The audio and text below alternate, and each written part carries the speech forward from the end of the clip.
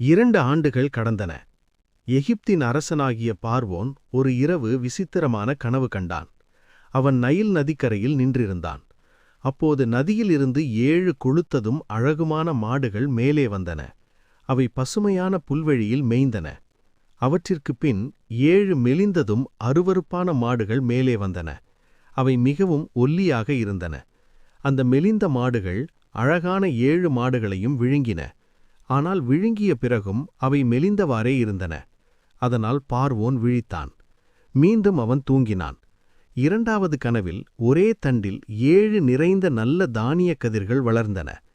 அவற்றிற்குப் பின் 7 உலர்ந்தும் கிழக்கு காற்றால் கருகிய கதிர்கள் வந்தன.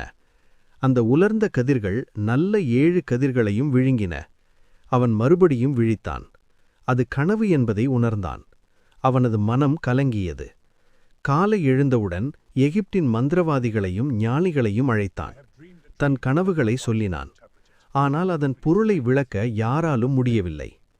அப்போது பானபாத்திரக்காரரின் தலைவன் பார்வோனிடம் பேசினான். நான் செய்த தவறை இப்போது நினைக்கிறேன். நான் சிறையில் இருந்தபோது ஒரு எபிரேய இளைஞன் எங்களுடன் இருந்தான். நாங்கள் கண்ட கனவுகளின் பொருளை அவன் துல்லியமாக சொன்னான். அவன் சொன்னபடியே எல்லாம் நடந்தது. உடனே பார்வோன் யோசேப்பை அழைக்க ஆணையிட்டான். அவனை விரைவாக சிறையிலிருந்து வெளியே கொண்டு வந்தனர். அவன் தன் தாடியை சீவி உடை மாற்றி பார்வோனின் முன் நின்றான். பார்வோன் சொன்னான், நான் ஒரு கனவு கண்டேன். அதன் பொருள் சொல்ல யாராலும் முடியவில்லை. நீ அதற்கு விளக்கமளிக்க முடியும் என்று கேட்டேன்.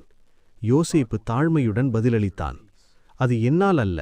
தேவன் பார்வோனுக்கு சமாதானமான பதிலை அருளுவார்.